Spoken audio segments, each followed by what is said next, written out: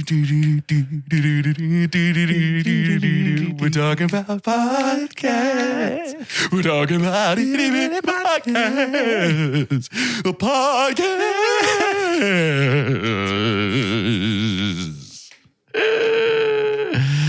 Merry Mini Monday, Chunkies. No, keep the beat going. Keep it going. I'm Carter. My fingers hurt from snapping. I'm Carter. I'm Doge. I don't want to get blisters. I'm Jordan. Who's that jazz band? That was jazzy. It was jazzy. Amazing. I saw the smoky corner. It was very difficult to create a gulf between what I was doing and, hey, baby, I hear the blues are coming. Dude, it's the same. You know what I mean? It was very difficult. I had a hard time following because it's brilliant. I mean, it's like the first time you would have heard Mozart. It's like, Sure, I don't absolutely. even know how to play this. It's like walking that's what I was into a going movie for. theater. You're telling me Walking into other a movie theater instruments are of supposed May to of play this? 1977. You have no idea what you're about to see. Yeah. had no idea. Guys, today when we talk about the news on this podcast, I've got a theme. I do this every now and then. I'm hit and miss. Sometimes I don't theme it, sometimes I do. But this theme is called ages. It can be like, wow, it's been ages. It's been so long.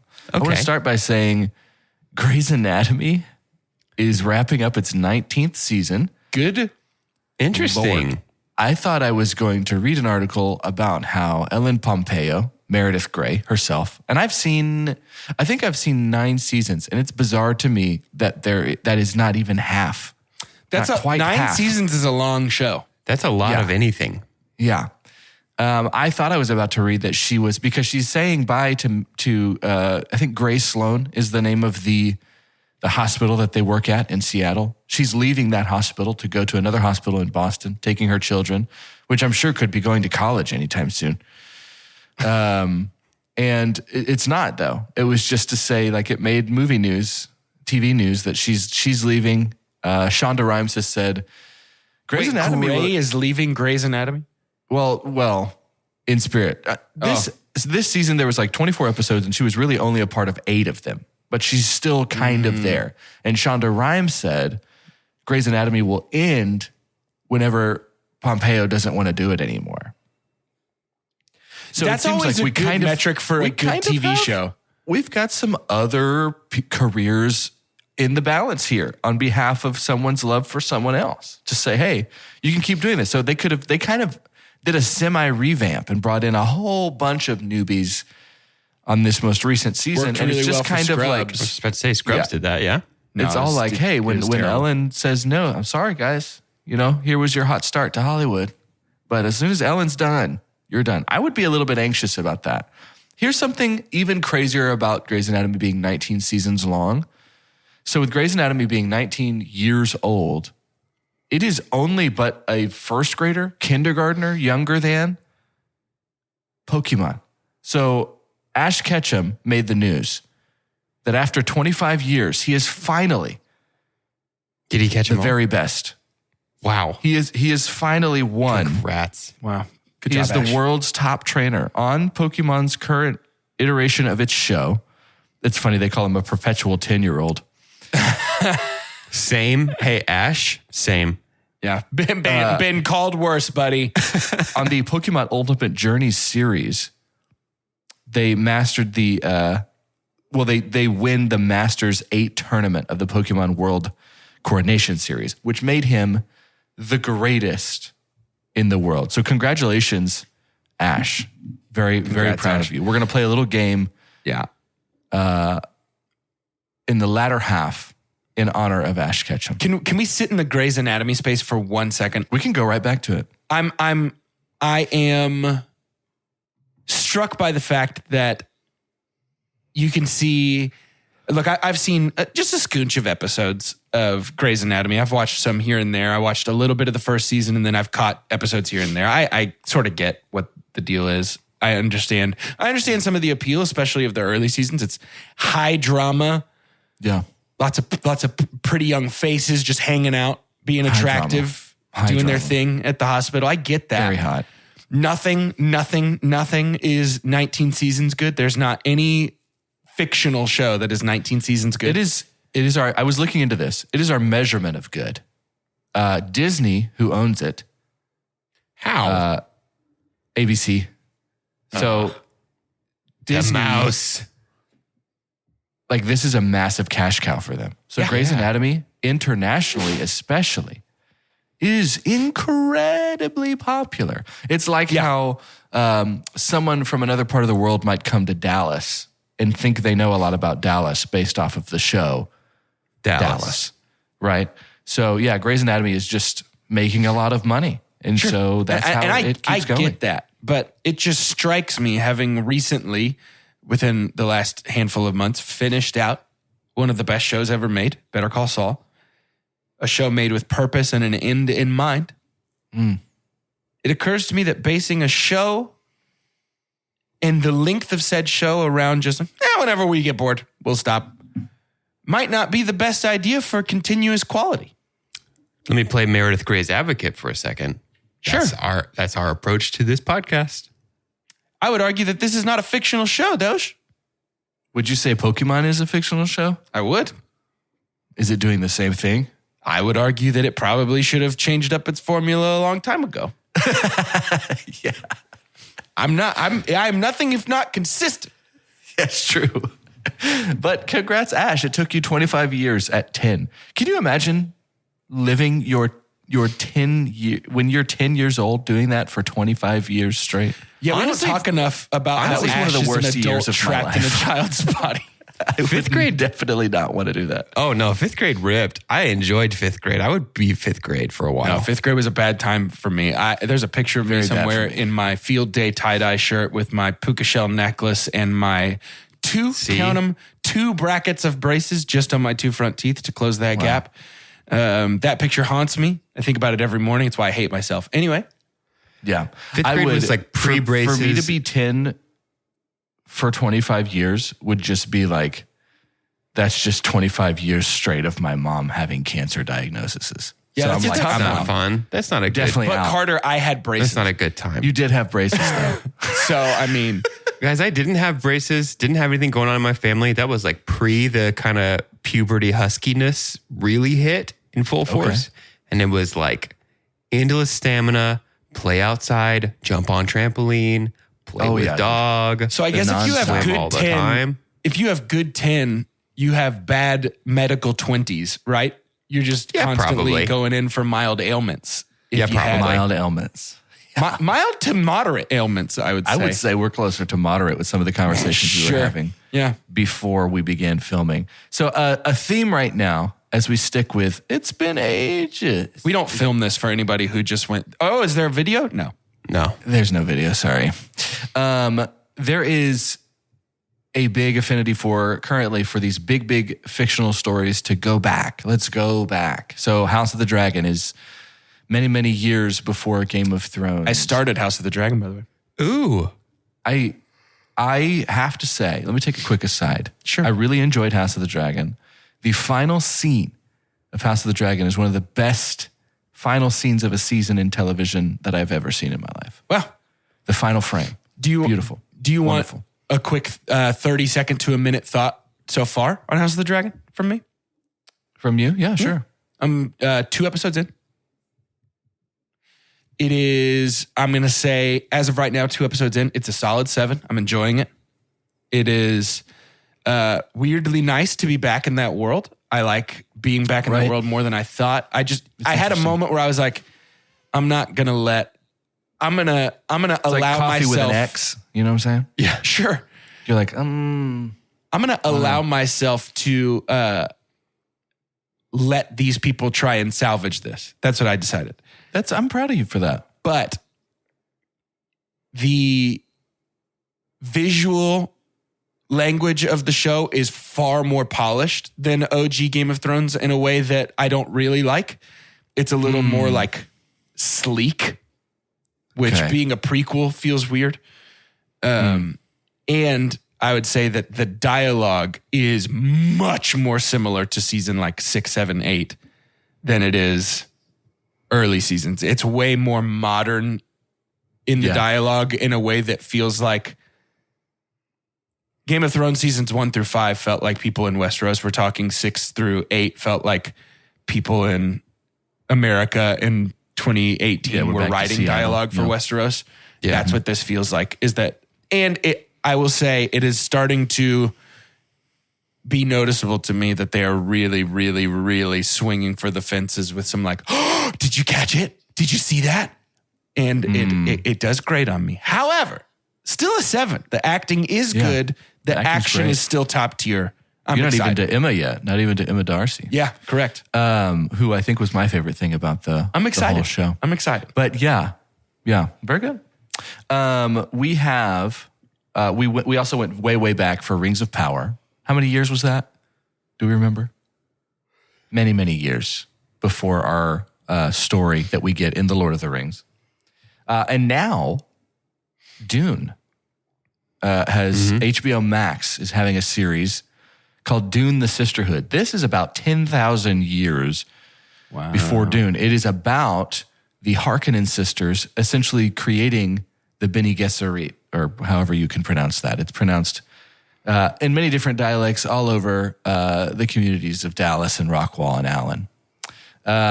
But the Harkonnen sisters, which we have Emily Watson, who I like a lot, Shirley Henderson of Moaning Myrtle fame is one of these Harkonnen sisters. And then Indira Varma is playing Empress Natalia. She was the head of those like sand snakes in Game of Thrones. She was Ilaria Sand. Yeah. She was also in Obi-Wan, which we all loved. Yes. She I was got one also in episode that. into that and then stopped. They have also just cast Travis Fimmel for this, of Vikings fame. But our director is Johan Rink, who is kind of an expert at doing a few episodes of some of the most popular shows of all time. This happens every now and again. On IMDb, you catch a director or a writer that's had 2 or 3 episode credits for certain things. The majority of what he did was Chernobyl, but he's done several episodes for Breaking Bad. He's done several episodes for The Walking Dead, and it's in the early ages of The Walking Dead. When it was good. So that's encouraging. Yeah. That's always so funny when we have these shows that last a long time and you see that someone is attached to a new project that was attached to that show, you almost have like, right, but what part of it? Right? You're like, oh, yes, that's exciting, but Right. which part are you interested in? I want to play a quick. Actually, no. Let's talk Jonathan Majors first. And I have to tell myself not to say Abrams. No idea. Maybe it's because of the J. Any J Yeah, maybe. makes me think it's going to be J.J. Abrams. But as we were, I know at least for me, and I believe, maybe it was all of our experience. I think Jordan was talking about it. But as we're watching the previews before we watch Wakanda Forever, which we'll be reviewing tomorrow, it just felt like also Jonathan Majors Yeah. was in every one of these movies. That was Doge who brought that up. Yeah. That was I'm my always- thought. As we were leaving, my thought was like, God forbid something horrible happens to Jonathan Majors. They don't have to really cobble together an in memoriam piece for the Oscars, because they could just play the credits for the trailers from before Black Panther Wakanda Forever, because it's got a ton. It's been 3 different huge projects coming out. Yeah, massive. One of those being essentially Blue Thanos. I mean, he's coming. He's going to be a hopeful, legitimate, like new big bad that we can have some connective tissue to. And so saw him in the Quantumania trailer, which I don't think we've even talked about on this podcast. I'm down. I think we're introducing everything is a new world, and that's overwhelming to me. I think we're introducing many. Shang-Chi, we had a brand new world. Nick Fury, we know, is in another part of the galaxy because there's obviously way more worlds out there. Now we're going to go to a world under our world, which we kind of saw also in Wakanda Forever. There's a world underwater. And so I'm just like, oh man, we're really putting all these out here really quick. But he's going to be in that. He's going to be, I have not watched any of the Creed movies, but boy, this trailer has me itching to watch them all. Neither of you have watched Creed? No. Or Creed 2. Isn't that crazy? Yes. I think it's crazy. Yes. So yeah, Michael Jordan and J.J. Abrams are going to be in. Crazy, dude. No, Can't wait Michael to see B. both Jordan of them. is directing Dude, the Creed movies are Creed awesome. 3. And Jonathan Majors looks like Mike Tyson reincarnate. Yeah, he looks huge in that trailer, man. Massive. That boy is big. The movie looks so good, and I know this series to be pretty well loved. And so I think I'm about to dive in. Please. It's one of those things. Do you ever have those situations to where we're all married on this podcast, and so there's a situation to where you're like, hey, I'm about to take a journey, and you're trying to like just test the waters with your spouse. Hey, you want to do this? Yeah. Are we going? And then you don't. You're kind of still. It's pending their answer. I still haven't had a full clarity of like if Chelsea wants to watch Michael B. Jordan with his shirt off most of the time. Doesn't really make sense much to me. Sure. Yeah. But I haven't heard yet. But I'm ready to go. I'm just kind of waiting to hear from her. This is the first one not directed by Ryan Coogler, right? He did Creed 1 and 2, right? Correct. Mm-hmm. Also, we have Devotion, which is in theaters right now.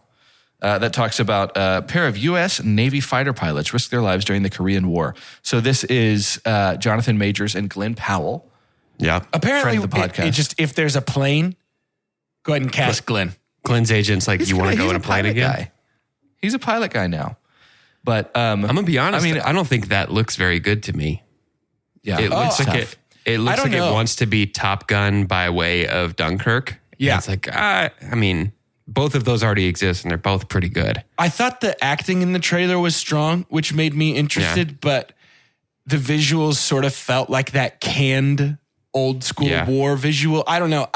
I'm torn. I think it could be a solid movie based on cast and tone of the trailer. Yeah. Yeah. But visually, I felt like something was lacking maybe. Do you think Finally, All for Quiet on our- the Western Front is going to cannibalize those ticket sales at all away from Devotion?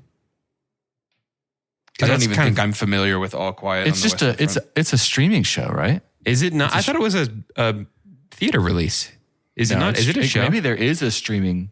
Maybe it is going to have a theater release, but it is on Netflix RN. Gotcha. Go watch it right now. So short answer is no. That would be pretty wild if people were like, I was going to buy tickets, but instead I could stay home and watch Netflix. Actually, the way I say that sounds pretty probable. Yeah, that definitely does happen. That definitely does happen. We did get a trailer recently, an official trailer for John Wick Chapter 4, which I have not even seen a John Wick. So it's like there's a lot of That's crazy. action in my future. insane, dude. It actually gets me excited. It would be, you would think someone would be like, wow, I can't believe. Usually that could bring anxiety. Like, you were supposed to do this. We expected this of you. Yeah. But when it's good friends that know my tastes and can't believe that I've seen something, that's usually a good sign for me. Well, it's like if somebody comes up and is like, oh my gosh, are you serious? You haven't seen Prisoners? Well, clear your schedule for the next 3 hours. I'm about to change your life. Like, this is a great movie. Yeah. It feels good to have an endorsement of somebody who is appalled that you haven't done a thing. Yeah. Mm-hmm. Is there a specific movie that someone has been appalled at that knows that you're on this podcast that kind of offended you? Yeah. That you were like, seriously, you expected me to see that? Can you think of what that might have been? It happens all the time. I try to explain to people so frequently, I love movies, but I have gaps just like with everything in my life of things that it's like, how'd I miss that? Yeah. I've never seen any of the Godfathers, and I get frequently, Crazy. let's say accosted, harassed. Yeah. Yeah. It's the smaller ones for me that are funny, and pardon me for defining this as small if you think Hellraiser is the greatest movie of all time. But like the original Hellraiser, I was like, oh, I've never seen that because there's the remake kind of vibe that's happening right now. Yeah. So I was like, you haven't seen Hellraiser? I was like, no. What's wrong with you? Are you not into sex torture? I'm sorry, I haven't seen Hellraiser. I'm sports very aware of Pinhead. I think that was in my head Much like the pins. for a long time, much like the pins. Let's head to ads. Oh, Let's do that. Okay. You made it. Checked out of office to check into the sweet views of this place where the kids aren't asking for the Wi-Fi. Mom, can we go to the pool? And when you're with Amex, it's not if it's going to happen, but when. American Express. Don't live life without it. My mom is 81, and she's having trouble walking, taking care of herself, and remembering things. There are expectations. My mom feels I'm her daughter, and I should be able to do for her. Sometimes the help they need is more than we can do alone. Care makes it easy to find senior caregivers who live nearby and know how to help. I love my mom, but I need some help. The best decisions are made with care. Find help for your mom or dad at care.com. TCM's award-winning podcast, The Plot Thickens, is back. This time with legendary actress Pam Grier, the fearless action hero who beat down the bad guys on screen, yet her toughest battles began the moment the camera stopped rolling. Join us for our new season of Turner Classic Movies podcast, The Plot Thickens, Here Comes Pam, hosted by TCM's Ben Mankiewicz. Available now anywhere you listen to podcasts. Visit tcm.com/podcast to learn more. Welcome back from advertisements. Ooh. I would love to. Let's play. I had said we're going to do kind of a Ash Ketchum type game. I've decided against it. Oh, okay. Because it just kind of feels like other games that we do. It was going to be kind of a name that Pokemon vibe. But it was going to be like name that movie, which, dude, we have that. We already have a movie based off of someone's name. It's called Rumpelstiltskin. It's true. For those of you in Germany, Rumpelstiltskin. But I want to play a little bit of jjolf. It's been a while. 3 J's. Because I have been inspired by my mix-up between Jonathan Majors and J.J. Abrams. If you combine them both, it's J.J. Jonathan Abrams Majors. So but we are going to play jjolf today. I like Major Jonathan J.J. Abrams. Major Jonathan J.J. Salute that name.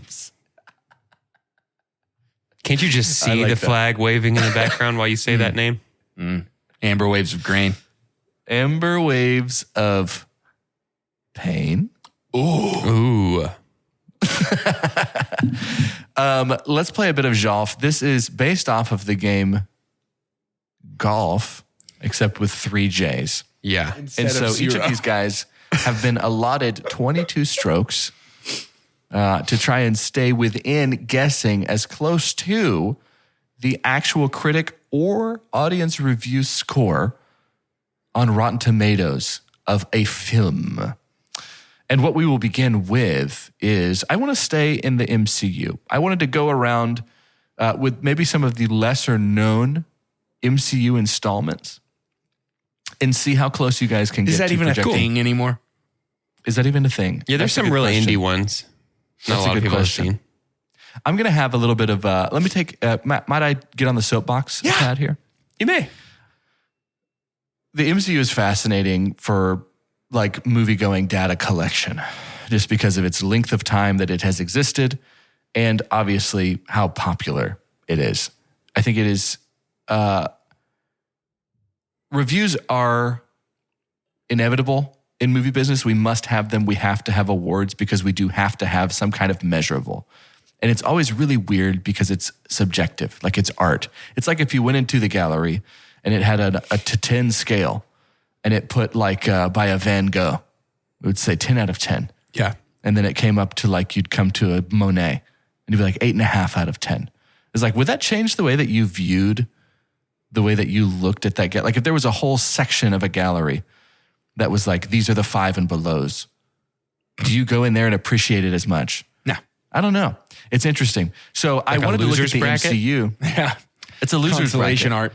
But we have to have these things. We can't live without them because they, in the end, they do also drive some kind of economic influence. Yeah. Because the movie that didn't have hype until later, right? That didn't have somebody to say it's a certified fresh. You're like, I did not think Terrifier 2 was going to be worth seeing. It seems But like everybody's the talking about answer is just make good movies, you know? Like, Just make good Just make good movie. movies, and then you don't have to And worry if about what we the assume ratings it's good movie, then we go see good movie. But we'll start with jjolf here, and I want to do Iron Man 3 as our first film. Iron Man 3. Are we going to critic score? I just always have to ask it. And then who would like to go first here? Jordan can go first. are. Okay. Iron Man 3 critic score 64%. I'm muted. Can I come back? Are you done guessing? 73%. Sorry, I'm always trying new ways to get the math here. I'm not bad at math. I just don't want to be. I've never had my math recorded in a way that you could go into the history of my math And you can attempts check your math. Yeah. and find out if I'm mathing well Yeah. or not. Doja's closer here because Iron Man 3 got a 79% certified fresh on Rotten Tomatoes. That's a 15-stroke penalty for Jordan, bringing him down to 7 left. Whoa. What did you guess? And for Doge, it was 6 strokes. 6 strokes.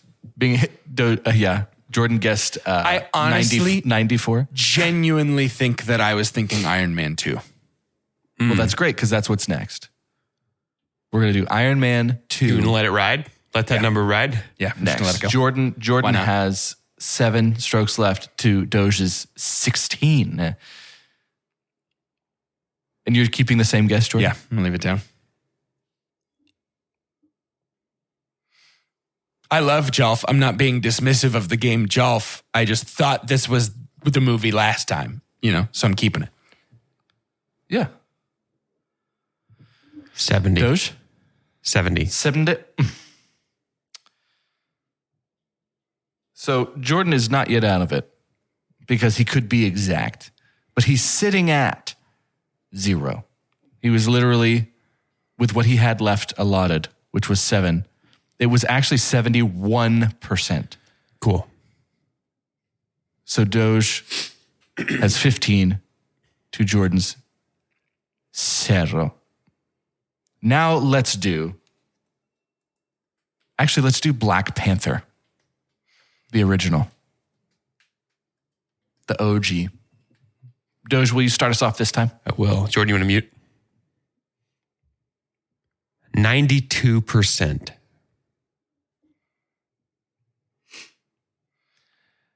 I'm going to go with 89%. Doge wins this round of Jolf. 96%. Whoa. Certified fresh on Rotten Tomatoes. Jordan went down to -7. Doge still with 9. Do we want to press our luck here? Do you want to keep going, Dozier? Yeah. Do you want to see how far you can get in? Let's see how far. I don't know. We should be keeping record of the most. I think Jordan got 5 one time. Yeah. In his victory lap? This would be, we're going on to 4. Okay. I was going to say it helps when you listen to what the name of the movie is, but not that much, apparently. Not as much as it used to. Honestly, it helps when you're doing MCU movies because they're all going to be between like 68 and, the rare Black Panthers that are 96, but mostly 68 to 80%. Yeah, critic score is what's confusing to me. I think there's a lot of Marvel movies that even I love that critic score don't even deserve that. Yeah, but that's why they keep making them, right? Because they're a reliable C+. And so they're printing money regardless of the quality. Because I enjoy Guardians of the Galaxy 2, but that's a 52% movie. That is what that movie should have. Yeah. Avengers Age of Ultron. 84. Oh, 76. Ooh. He has 1 stroke. See, 76 feels too high. I like Age of Ultron. That feels too high. Yep. It's funny. High. Guardians of the Galaxy 2. 63. That's what'll do it, my friend. 85. Whoa. Certified fresh. Really? On Rotten Tomatoes. Now let's have a conversation. I think God Geek 2 is a certified stinker. I think it's actually not very good. So, at what point critics have careers, right? Especially the ones that we know about, especially the ones that influence things like Flickster to an extent. Yeah. Do they hedge their bets sometimes? Do they play with house money? Are they trying to be safe? Do you really want to be the critic that actually picks the wrong MCU movie to do on? So you're the one that they're using to be like, can you believe? Yeah. Well, I think that's the nature of trying to quantify something subjective anyway, is are you grading that 85 based on, what is your scale? Of all the other movies with a talking raccoon, is this in the 85th percentile? Sure, I'll buy that. But of all the comic book movies ever, is this in the 85th percentile? I don't think so. Yeah. All the movies in the world, certainly not. So I don't know where that 80, you know what I mean? It's all what are they? What's the rubric, I guess? Well, and I think that that's part of what Marvel has built for themselves is I've noticed this in conversation with other Marvel fans, of which I am chief amongst, by the way. I mean, the two of you started this podcast based off of your love for Marvel. So Without Marvel, there's no two Charles. I want to be clear that I am a Marvel and MCU fan. I love the MCU, but sometimes I will have conversation with other Marvel fans and it's like, you're not allowed to dislike something that Marvel does because that means that you like hate everything Marvel's ever done. A lot of times the conversation comes like when I tell people that I think that Thor 4 was a bad movie, a total swing and a miss. A lot of times it's like, what the heck? What the heck, dude? But this, but that. And it's like, I'm just telling you, it wasn't very good. Ragnarok was that wasn't your Carter voice, better. was it? No. Because that might have been. I want to make sure that's not how our episode went. No. It's more about I'm kidding. I knew it wasn't. if you like a thing that I don't like, that is fine. But if you only like it because it's got MCU attached to it, then that's why they're making bad movies. Because they know that the audience is undiscerning and does not care. And that's any franchise, though, right? That's 100%. the same thing. Same thing with Star Wars. Same thing with DC. That's Fast and Furious just did it on purpose. That's the only reason. But it's the same model, right? The brilliance of that, though, it is definitely the Right. Emperor's New Clothes with Fast and Furious for me. Yes. Because it does seem like that the one at the helm is the only one that doesn't understand that. Who's going to tell Which makes Vin? it that much better. Yeah. But so Thor: The Dark World. Any guesses on that one? That's widely regarded as the worst installment. It's of still the going to be MCU. disgustingly high, but I'm going to go with like 62. 71. 66. Wow. So there's has never a- been a It has rotten. a higher IMDb score. Thor: The Dark World does is higher on IMDb than Crazy. Thor: Love and Thunder. Oh, I wouldn't agree with that. That's crazy. Another thing that had me thinking of this in general is I think very much so. In critiquing in the critic world, there is some recency bias. I can't get out of my head The Thing's initial reviews. Yeah, Like not being vague, like the movie The Thing. We talked about that a couple weeks ago. And because of E.T., right. everybody was like, but these aren't aliens. Do you think there? I aliens wonder if there should ever be a like maybe Species. maybe there could be a segment of like the Oscars or something that's like looks at the legacy of like let's go back and like this year it's 2022. Let's go back and relitigate 2002 and just see like okay, did we get it right in 2002? And maybe that's nothing the Oscars would ever do. But like I think about in 2002, the Oscar for Best Animated Picture went to Shrek over Monsters Incorporated, or maybe that was 2003, which is just like I think that is an example of the recency bias because it's like, man, think about like the achievement in storytelling that is Monsters Incorporated versus Shrek, you know what I mean? And it's just like, Somebody. Man, Yeah, I that's feel like such that a kind of tough stuff- conversation for me, though, because I adore both of those movies with my whole heart. I do too. I think awesome. Monsters Incorporated is a much better film, but I think that of there's course, but Shrek has its place, you know? That's what's right. hard. But is that place Best Animated Picture over No, absolutely Monsters not. Incorporated? That's what I'm Absolutely talking not. about. Like, if there's a way to go back and sort of relitigate and see like what actually is enduring, what like, you know, we gave an Oscar to this movie that now nobody watches or thinks about. And I mean, I do think things like Green Book would be a huge point of like, wait, why did we give an Oscar to that? Nobody's watched Not that a since soul it in the came world out. is talking about that anymore. Yeah. It is not a part of the clips of like 150 years of Hollywood. Exactly. They're not showing a clip of Green Book. Yeah. I just looked up out of curiosity the Rotten Tomatoes score for Don't Worry, Darling. Can you guys guess what that is? The critic score? Critic score. 60%. 78. 39. Whoa. They got it right. See it, but I don't think that is right. I wouldn't say that movie on a scale of 1 to 10 is a 3.9 out of 10. You know what I mean? Like, I find Rotten Tomato, and it's not just because they rejected us, but get in line, first of all. I find Rotten Tomatoes to be incredibly helpful to understand the general vibe of what people are saying, which is what the score is. I mean, it's not saying that the average score was a 3.9. Yelp a new restaurant. That just means that You're gonna only Yelp a new restaurant. 39% of scores were positive. I understand that. Yeah. But like, I find it helpful to be like, ooh, what's the vibe on this? But ultimately, I find it incredibly unhelpful for gauging quality of movie. Yes.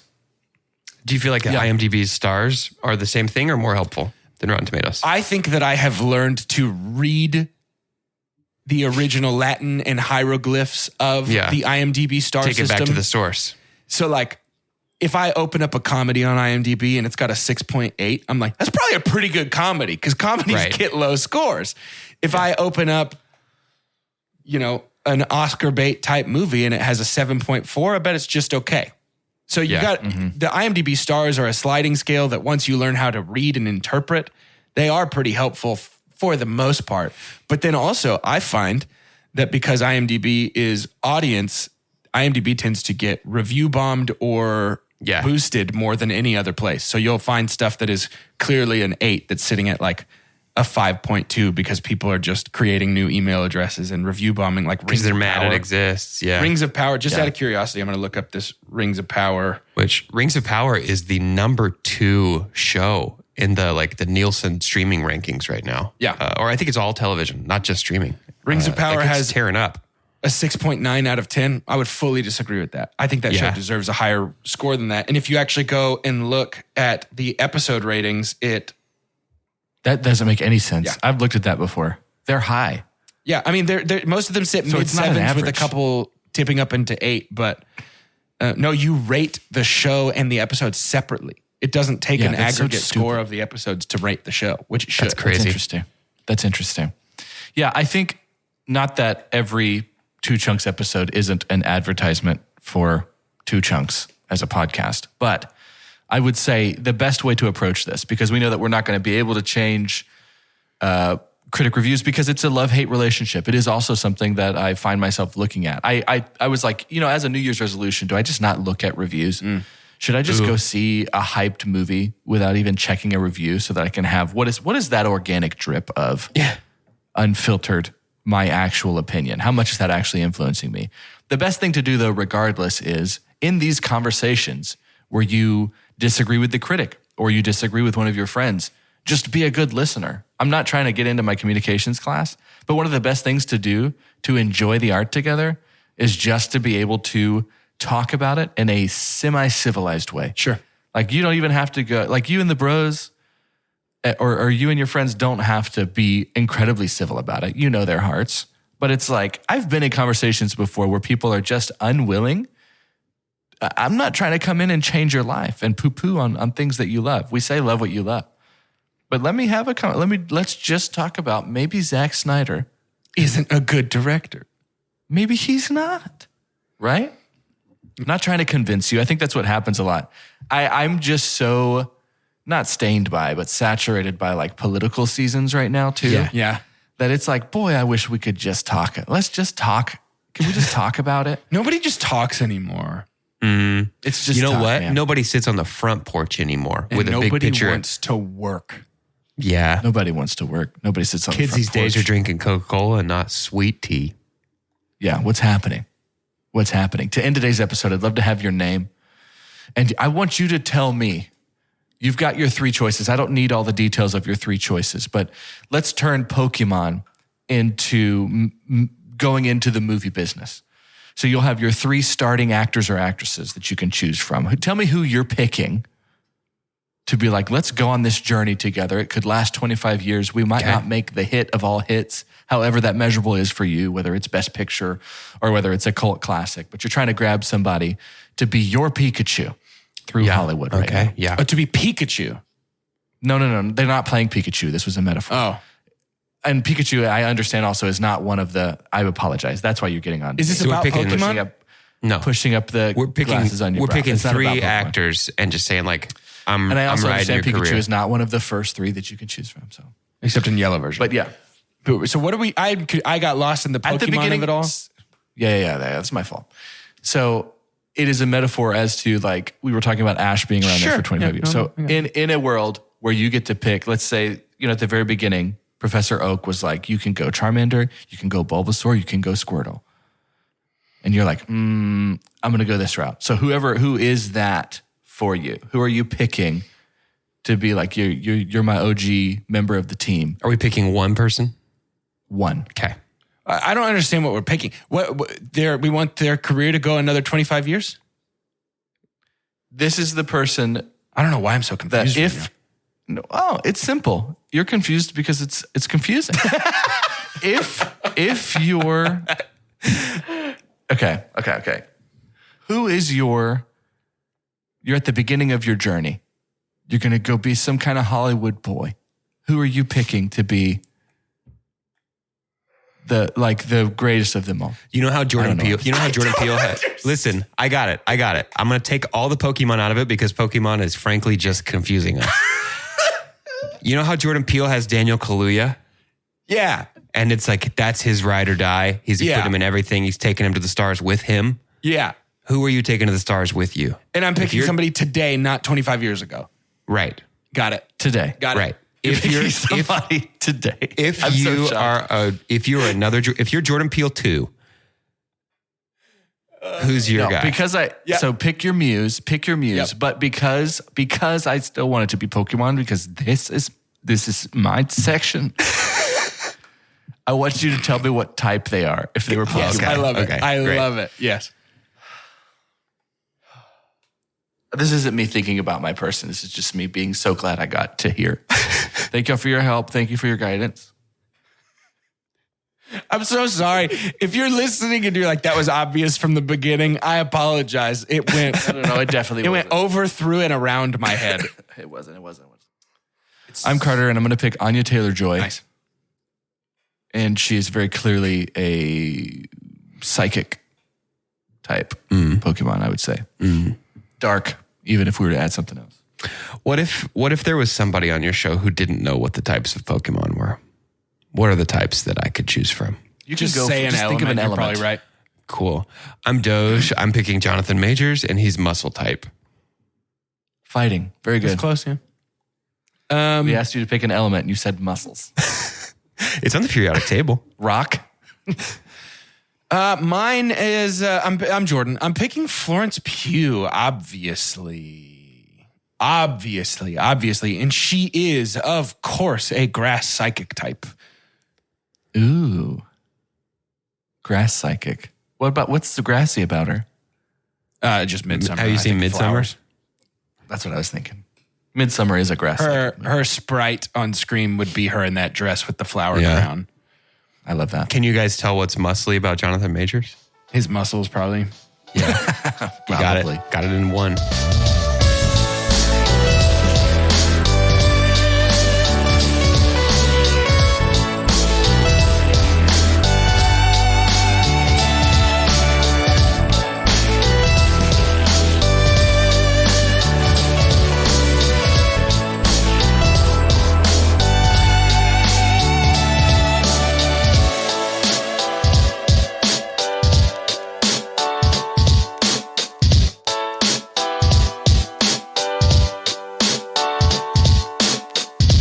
This holiday, whether you're making a Kroger Simple Truth Turkey for 40 or a Murray's Baked Brie for 2, Kroger has fast, fresh delivery and free pickup, so you can make holiday meals that bring you all together to create memories that last. Kroger, fresh for everyone. Free pickup on orders of $35 or more. Restrictions may apply. And right now, you can save when you shop your faves.